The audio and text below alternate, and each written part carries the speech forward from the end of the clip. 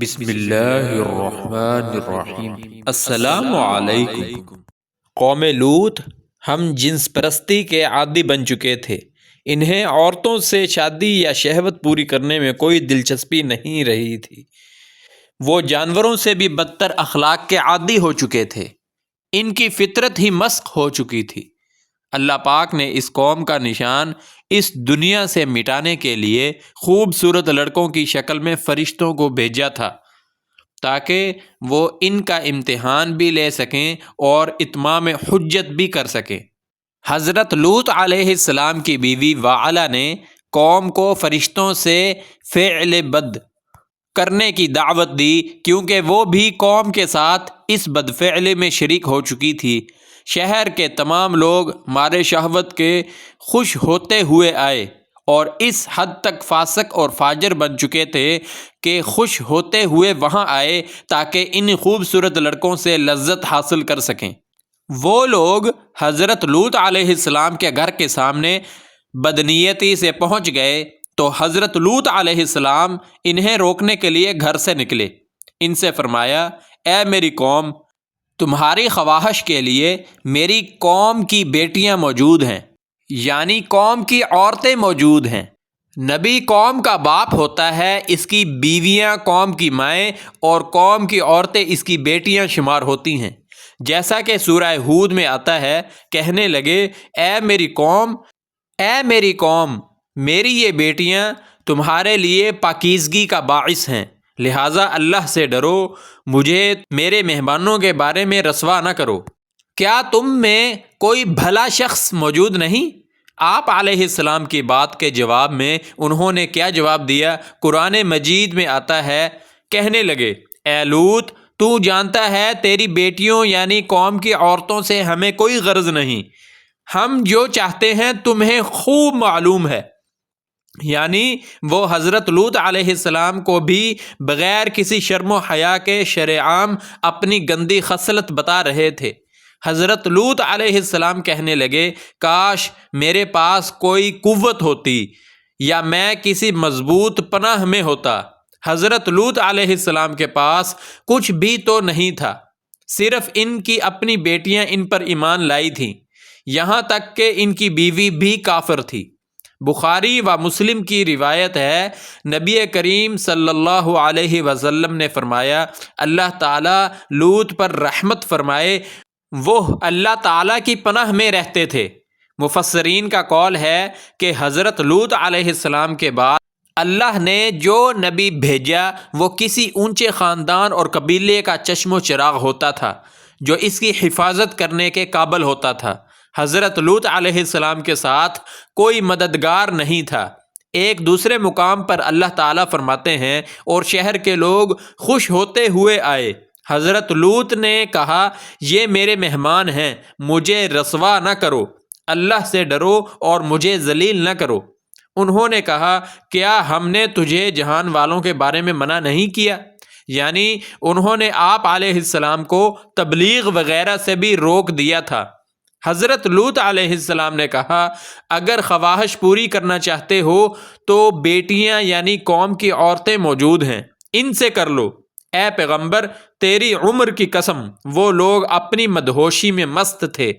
اللہ تعالیٰ نے کسی انسان کی عمر کی قسم نہیں کھائی سوائے نبی کریم صلی اللہ علیہ وسلم کے، اور یہ اعزاز آپ کے شرف عزت اور تکریم پر دلیل ہے۔ اب ان لوگوں نے گھر میں داخل ہونے کی تیاری کر لی۔ ادھر حضرت لوط علیہ السلام نے اپنے تینوں مہمانوں کی طرف دیکھا۔ آپ علیہ السلام ان کے لیے فکر مند تھے، لیکن وہ یہ دیکھ کر حیران ہوئے بغیر نہ رہے کہ وہ تینوں بالکل بے فکر بیٹھے تھے۔ اس وقت کی کیفیت اللہ تعالیٰ نے قرآن مجید میں یوں بیان فرمائی ہے، تم لوگ تو کچھ انجان سے معلوم ہو رہے ہو۔ اس پر وہ کہنے لگے، ہم تو تیرے پاس وہ فیصلہ لائے ہیں جس میں اس قوم کو شک تھا، اور ہم تیرے پاس حق لے کر آ چکے ہیں، اور بے شک ہم سچے ہیں۔ سورہ عنکبوت میں اللہ تعالیٰ فرماتے ہیں، فرشتوں نے کہا، اے لوط، نہ ڈر اور غم نہ کھا، یقیناً ہم تجھے اور تیرے اہل کو نجات دیں گے سوائے تیری بیوی کے، وہ پیچھے رہ جانے والوں میں سے ہوگی۔ ہم اس بستی والوں پر ان کے گناہوں کے سبب آسمان سے عذاب نازل کرنے والے ہیں۔ انہوں نے یہ بھی کہا، اے لوط، ہم اللہ کے بھیجے ہوئے فرشتے ہیں، یہ لوگ تجھ تک نہ پہنچ پائیں گے، یعنی تجھے تکلیف نہیں پہنچا سکیں گے۔ پھر ان میں سے ایک شخص نے اندر داخل ہونے کی کوشش کی، حضرت جبرائیل اٹھے اور ان سب پر ایک ایسی ضرب لگائی کہ تمام کے تمام اوندے ہو کر گر پڑے۔ اس بارے میں اللہ کا فرمان ہے، انہوں نے لوط کو اس کے مہمانوں کے بارے میں پھسلانے کی کوشش کی تو ہم نے ان کی آنکھیں مٹا ڈالیں۔ اللہ تعالیٰ سورہ قمر میں فرماتے ہیں، بس میرا عذاب اور ڈرانا چکھو۔ وہ دھمکیاں دینے لگے، وہ واپس جاتے ہوئے کہنے لگے، اے لوط، اب تو رات ہو گئی ہے، ہم تجھ سے کل نمٹیں گے۔ مگر انہیں کیا معلوم تھا کہ کل ان کے ساتھ کیا حشر ہونے والا ہے۔ انہوں نے سزا محسوس بھی کر لی، لیکن پھر بھی توبہ نہ کی۔ اس وقت فرشتوں نے کہا، یقیناً ان کے وعدے کا وقت صبح کا ہے، اور کیا صبح بالکل قریب نہیں؟ صبح تک انہیں مہلت مل گئی۔ فرشتوں نے کہا، اے لوط، اپنے اہل کو رات کے شروع والے حصے میں لے کر نکل جا۔ اے لوط، ان کے پیچھے پیچھے تو چل، اور تم میں سے کوئی پیچھے مڑ کر نہ دیکھے، اور جہاں تمہیں حکم ہو چلے جاؤ۔ چنانچہ حضرت لوط علیہ السلام اپنے اہل و عیال اور بیوی کو لے کر رات کے اس حصے میں چل پڑے۔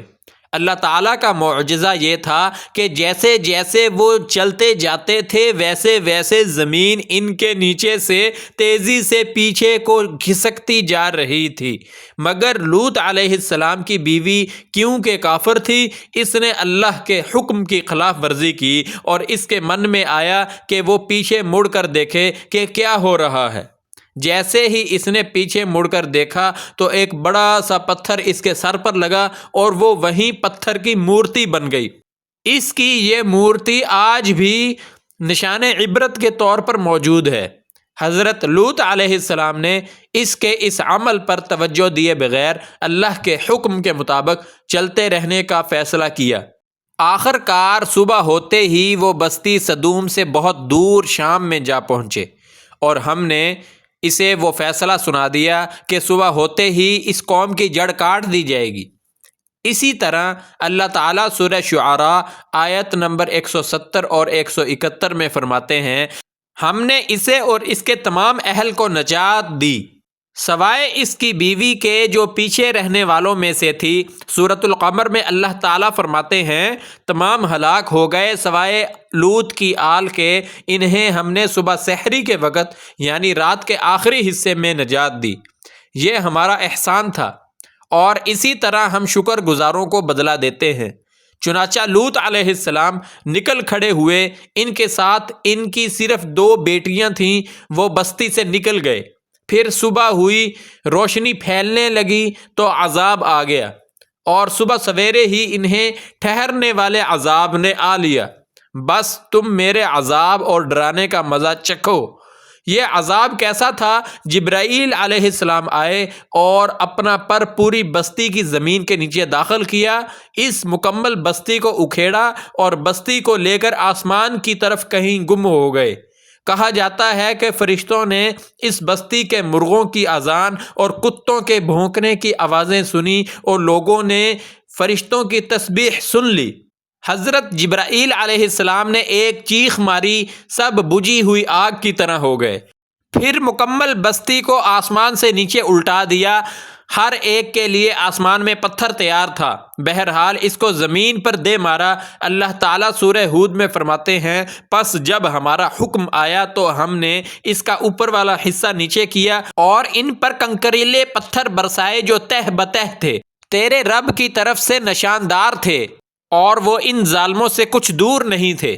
سورۃ الحجر میں اللہ فرماتے ہیں، روشنی ہوتے ہی انہیں بڑے زور کی چیخ نے پکڑ لیا، اور پھر ہم نے اس کا بلند حصہ نیچے کیا اور ان پر کنکر والے پتھر برسائے۔ سورہ الشعراء میں اللہ تعالیٰ فرماتے ہیں، اور ہم نے ان پر ایک خاص قسم کا می برسا دیا، پس بہت ہی برا تھا جو ڈرائے ہوئے لوگوں پر برسا۔ یہ ماجرا بھی سراسر عبرت ہے۔ ان میں سے بھی اکثر مسلمان نہ تھے۔ بے شک تیرا پروردگار وہی ہے غلبے والا، مہربانی والا۔ سورۃ النجم میں اللہ فرماتے ہیں، اور اس نے الٹائی ہوئی بستیاں گرا دیں، پھر ان کو اس چیز سے ڈھانپا جس سے بھی ڈھانپا۔ مطلب یہ کہ ان پر پتھروں کی بارش برسائی، پھر تم اپنے رب کی کون کون سی نعمتوں میں جھگڑو گے۔ یہ شخص بھی پہلے ڈرانے والوں کی طرح ایک ڈرانے والا ہے۔